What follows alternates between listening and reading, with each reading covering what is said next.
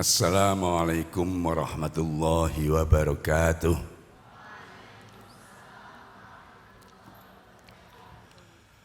Alhamdulillahirabbil alamin. Wa bihi nasta'inu ala umurid dunya waddin.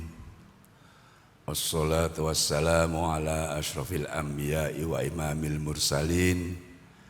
Sayyidina wa maulana wa habibina wa syafi'ina wa qurrati a'yunina Muhammadin sallallahu alaihi wasallam wa alihi wa sahbihi ajma'in, amma ba'du. La haula wa la quwata illa billahil aliyyil azim. Hadratal muhtaramin wal muhtaramat, para sepuh bini sepuh, para bapak saha ibu sedaya ingkang tansah hormati, wabil khusus Bapak Kiai Haji Ahmad Fauzan niki keleresan wakil kula tenggene pengurus, Bapak Khatibul Umam yang tadi sudah mewakili para santri, wali santri, Ibu Kepala Alia, Bu Atik, Bu Zuha Kepala Sanawi, dan tak lupa pengasuh pesantrennya sendiri Pak Kiai Hamid Syato, dan seluruh anak-anakku semua yang kami cintai. Alhamdulillah wa syukurlah pada pagi hari ini kita bisa bersilaturahim di dalam rangka muwadaah. Muwadaah ini sering diartikan perpisahan. Perpisahan yang sifatnya sementara, yang sekaligus juga haflah khatmil Quran. Kalau ini adalah haflah yang ke-8, berarti ini adalah usia dari Ma'had Mu'allimat NU. Alhamdulillah, Madrasah Mu'allimat ya, yang dulunya itu adalah swasta dari pemerintah negeri, kalau dulu PGA ya. PGA zaman dulu itu sangat menjadi idola. Kemudian NU waktu itu membuat swastanya diberi nama Mu'allimin, yang laki-laki, yang perempuan Mu'allimat. Jadi sebenarnya dilihat dari sisi nama, bahwa Mu'allimin, Mu'allimat khususnya ini mendidik calon-calon guru, sebenarnya begitu. Ya paling tidak guru anak-anaknya nanti lah, gitu. Ya, guru di dalam keluarga. Usia ke-8 ini sudah tentu masih termasuk muda, ya, belum tua. Tapi alhamdulillah untuk tahun ini sudah mewisuda 73 santri, Pak ya. 73 santri. Jadi ini perpaduan antara madrasah dengan pesantren. Mungkin ya, di tempat lain itu Mu'allimat ini sudah mulai ditinggalkan, wis ra patek ono. Alhamdulillah di Kudus ini tidak sekedar madrasahnya, tapi juga punya ma'had atau pondok pesantren. Kalau melihat data sebenarnya ya, di Kudus ini santri yang terdaftar di Kemenak itu kurang lebihnya 25.000, Pak. Kudus ini. Jadi kalau dikatakan Kudus kota santri, ya rada member. Kacak sidik karo Kendal, Pak nggih. Pak Khatibul Umam ini beliau saya yang Kendal nggih. Kono ya padha wae kota santri, Kaliwungu terutama. Beliau ini juga punya madrasah. Makanya Kalau tadi yang disampaikan itu memang hal-hal yang real, kondisi sekarang memang seperti itu. Nah, dari 25.000 itu, ini tidak seluruhnya itu berasal dari luar kota. Trennya sekarang demikian, cedak wae dipondokke. Ini juga dikarenakan apa? Mungkin diantaranya adalah seperti yang disampaikan Pak Khotibul Umam tadi, nek na omah iku tangi turu ya nyekel HP, ya HP turu ya nyekel, wis mun pokoke nyekel HP. Inilah godaan medsos ini luar biasa. Sehingga pesantren ini menjadi alternatif orang tua untuk mendidikan anak. Sehingga sekarang ini jumlah santri semua berapa Pak Hamid? 275-an ya kira-kira ya. Nah itu. Saya sudah disambati, wis gak cukup. Memang ini saya sudah ngomong dengan Pak Fauzan, memang mau tidak mau kita harus nambah. Yeah. Kalau santri dari Alimat sendiri, Sanawi Aliyah itu sudah kurang lebihnya 1450. Itu pun wis mentok. Alhamdulillah di selatan kita sudah dapat tanah, ini baru kita rencanakan, mudah-mudahan bisa segera kita manfaatkan. Tapi kalau hanya satu lantai mungkin kurang bisa maksimal, insya Allah akan kita bangun dalam waktu dekat. Jadi Pak Hamid juga wadul sambat indisino sing ndi. Ya ini. Ya mudah-mudahan karo-karone iso mlaku kan gitu aja lah gitu. Nggih. Jadi 25.000 ini bukan angka yang sedikit, padahal Kudus ini jumlah penduduknya hanya sekitar 850. Lumayan gitu. Santri ini punya peran yang sangat besar. Saya pernah diskusi dengan teman-teman Kemenak dan juga dengan teman-teman Pemda. Santri pesantren ini ojo mbok delok hanya sekedar sebagai pendidikan tok. Tapi pesantren ini mempunyai kontribusi yang luar biasa terhadap ekonomi Kudus. Coba saja sekarang ini yang namanya santri, ora kaya dhisik ini masak dhewe, ngliwet dhewe. Saniki makanya sudah dikoordinasi oleh pondok. Ya. Pun kita iki digawe awang-awangan saja. Kok pamane 25.000 itu per bulan itu mengeluarkan biaya average-nya rata-rata itu 500.000. Per bulan itu sudah berapa uang yang beredar. Maka kemudian ke teman-teman Pemda, jadi pesantren ini juga dukung pemerintah. Coba ketika wayah pandemi, macet kabeh, warung tutup kabeh, wah peredaran uang langsung ngedrop semua. Nah pertanyaan saya teman-teman Pemda, terus saiki imbal balik apa? Nek pesantren ini juga ikut bantu perekonomian dari pemerintah, masyarakat. Lah saya kosok Bali nih apa? Nah, belum lama ini sudah ada draft ranperda tentang pesantren. Tapi nampaknya masih mandek terus. Urung ono tindak lanjutnya. Jadi itulah yang namanya peran dari pesantren. Nah, Mu'alimat sendiri tidak mungkin seluruhnya duduk di dalam di pesantren semua, tidak mungkin.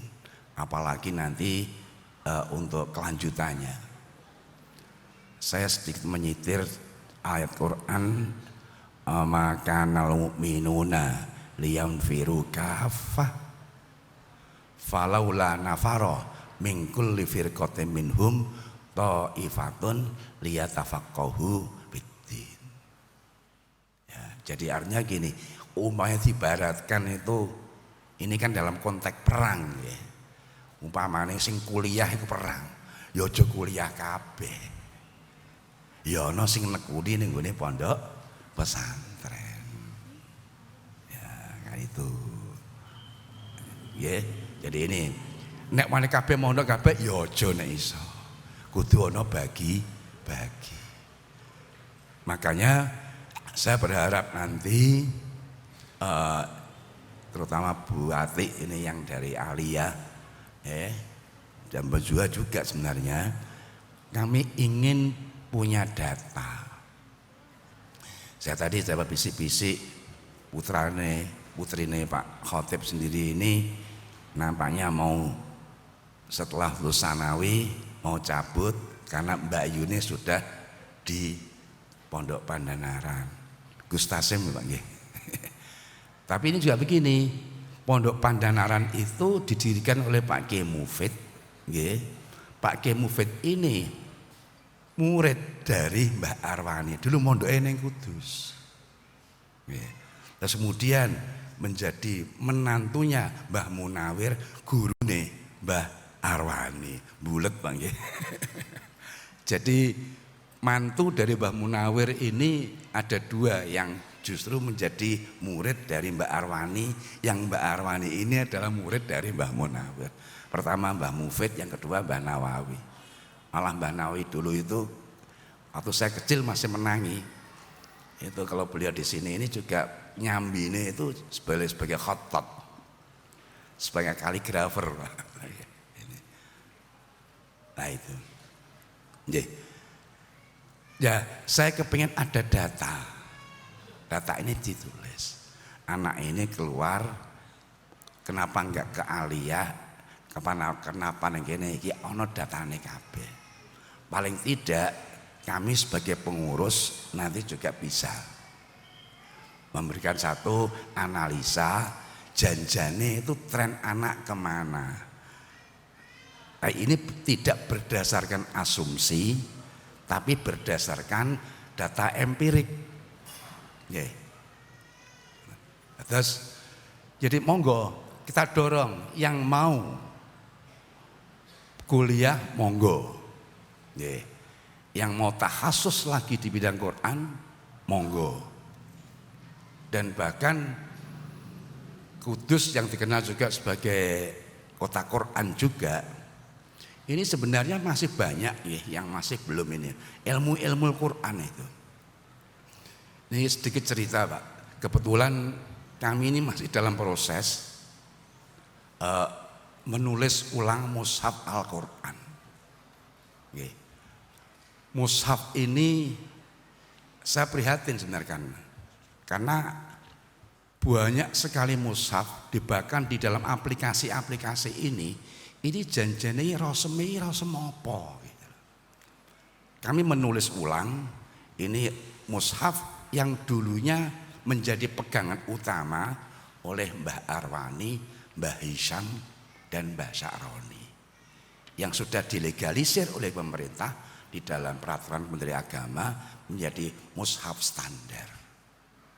Nah, kalau yang dari pemerintah itu standarnya menggunakan mushaf yang Rasem Utsmani sing mazhabnya itu Abu Amr Ad-Dhani. Nah, jadi mushaf yang model Rasem Utsmani itu tidak satu, ada dua versi. Yang versi satunya adalah versi Abi Dawud. Ini yang biasanya kita lihat itu dari mushaf Madinah. Itu. Jadi Quran standar Indonesia itu ada mushaf yang apa itu? Rasem Utsmani, kemudian ada mushaf Bahriyah yang mempelopori dulu itu Kudus. Nah, yang ketiga mushaf Braille, ini khusus kangge yang apa? Yang wuto. Berarti yang Bahriyah ini belum ada yang ngurmati. Nah, kami ini kemudian coba menulis ulang. Ternyata setelah kita dalami banyak masalah. Terus kemudian kita mencoba menelisik. Ada ternyata satu orang di Indonesia baru satu, ada seorang dokter yang dokternya di bidang rasem Quran. Cuman satu Pak di Indonesia ini. Ini Dr. Zainal Arifin Madkhur. Sekarang ada di Jakarta. Beliau asli Kediri. Nah, anehnya lagi, ini ada seorang dokter juga, ini seputar Quran ya. Ya. Itu bidangnya itu iluminasi. Iluminasi ini hiasan border, kembangan kiwa tengene bermubangan keras niku ya. Lho ini ono ngilmune ternyata. Dan Indonesia baru punya satu seorang dokter di bidang iluminasi mushaf. Ini Dokter Ali Akbar. Ini belum pernah kita undang. Jadi ini ternyata ilmu Al-Quran ini dari sisi rosem saja itu sudah luar biasa. Ini pun ya yang ditulis besar itu masih barang yang perlu disempurnakan. Kita juga asalnya saya diprotes terus terang saja bersama Gus Baha. Kemudian setelah saya jelaskan beliau bisa menerima.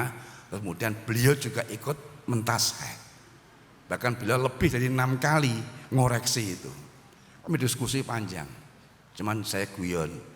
Ngeten iki repote. Nek didandake karo dealer resmi nggih ngeten iki. Karena beliau sangat teliti sekali. Jadi ya ini masih kita garap. Ya yang tulisan nggak mungkin kita nanti akan kita ulang lagi. Tapi yang besar tidak mungkin. Yang digitalnya baru masih kita kerjakan. Intinya kita kepingin ada mushaf yang khas Kudus Bahriyah yang standar ini. Nah, dengan kata lain ilmu Al-Quran ini masih terbuka, masih banyak yang belum ini. Jadi perkembangan ini saya kira perlu, ya. Termasuk antara lain mengenai masalah kaligrafinya. Kaligrafi ini juga masih banyak belum dapat perhatian. Di NU sendiri itu tidak ada lembaga atau asosiasi kaligrafi, itu masih belum masuk di dalam satu struktur dalam NU sendiri. Durung dirumati. Kami sudah ngusul kepada teman-teman yang di Les Bumi terutama. Ini adalah bentuk kesenian pesantren, kenapa kok tidak dirumati? Ya. Jadi dalam konteks ini banyak sekali hal-hal mengenai Quran yang bisa didalami dan membutuhkan pendalaman yang ini. Banyak sekali ilmu Al-Quran ini. Jadi apa itu? Maka untuk itu kami dorong anak-anakku semua yang pagi ini khatam, yuk monggo diteruske. Kalau ada yang mondok monggo, mondok di luar monggo, di sini monggo, tipinya terbuka lah. Hanya kami berharap aja setengah-setengah pendalaman terhadap itu. Ulumul Quran banyak sekali, ya, banyak sekali yang belum terungkap. Ya termasuk antara lain ini kan kadang-kadang kita masih belum paham tentang nulis Quran itu oleh enggak tanpa Rasul Utsmani. Nek cara nongone al-itqan iku haram lah. Lah terus ndung piye nek nulis ndung piye? Nek mulang lah repot. Lah ternyata Syekh Izzuddin Ibnu Abdissalam itu justru berpendapat sebaliknya. Nulis Quran saiki kudu menggunakan kaidah yang berlaku sekarang ini. Ya tersirat di dalam alasannya ngrekso bacaan itu luwih penting tinimbang ngrekso rosemnya. Cuman sampai sekarang saya belum pernah membaca langsung itu kutipan di kitab apa yang karangannya Syekh Izzuddin Ibnu Abdissalam. Ini tak tugasi Pak Hasan Mafik. Tak tugasi golekno takbir niku. Saya dengan Gus Bak juga wonten sampai sekarang belum dikasih saya. Yang kutipan-kutipan saya pertama kali itu membaca di dalam kitabnya Subhi Soleh, Mabahits Ulumil Quran. Terus kemudian Gus Bak itu memperbanyak di fotokopi, itu ngambil dari Manahilul Irfan. Tapi di dalam kitab Az-Zarkashi Al-Burhan juga ada. Cuman semua itu adalah kutipan. Padahal Syekh Izzuddin ini lebih terkenal sebagai seorang ahli fikih, khususnya kaidah fikih. Karena kitab beliau yang paling terkenal adalah Qawaidul Ahkam li Masolihil Anam. Jadi ini masih banyak ya hal-hal yang perlu diperdalam tentang Quran. Baik dari sisi rosemnya, tulisannya, baik dari sisi seninya, iluminasinya, dan kami terus terang aja kita kepengen buat font. Saya berbicara dengan Gusmus, disarankan ponakanku ono sing ahli kuwi, tapi belum kita ini. Jadi font, saya kepengen nggih font menara gitu, Pak. Karena sekarang ini yang ada, yang font yang dari Kemenak itu sayangnya tidak nama Kemenak, nama si penulisnya sendiri, Iset Misbah, orang Sunda. Nek anak-anakku semua nek kepengin iki ya yang doyan komputer ning ngene Microsoft Word ya, nanti diinstal itu ada Quran Kemenak. Lah ning kono kuwi nanti itu akan muncul tambahan Word-nya, itu muncul menunya ada tambahan Kemenak. Nah di situ nanti bisa golek ning kono iso sak terjemahannya ada. Jadi bukan aplikasi sendiri tapi sudah menyatu dengan Microsoft Word. Tapi itu di situ tertulisnya mushaf versi Kemenak, yakni Rosem Usmani sing ala Abi Amr Ad-Dhani. Ya, intinya banyak sekali lah yang ini. Jadi yang masih bisa diperdalam tentang Quran. Para bapak dan ibu semua yang kami hormati, pada kesempatan hari ini, pagi ini, kalau tadi sudah disampaikan Pak Hamid selaku pengasuh maupun Pak Khotibul Umam selaku wali, kami sebagai pengurus juga mengucapkan banyak terima kasih kepada khususnya pada para wali yang telah memberi kepercayaan kepada kami mendidik putri-putri panjenengan semua. Kami juga terima kasih kepada Pak Hamid dan segenap pengasuh yang secara operasional langsung menangani pelaksanaan pondok pesantren. Kami tidak bisa sehari-hari di sana, nggak bisa hanya ngayomin saja karena saya sendiri ya sudah mungkin ya sudah terlalu banyak yang kami urus. Nah maka untuk itu sekalipun tadi disampaikan oleh Pak Hamid, sudah tentu yang namanya satu pendidikan, apalagi zaman now ya, di era medsos ini mesti sering ribut antara pengasuh dengan santri, terutama masalah apa? HP ya. Maka untuk itu apabila di dalam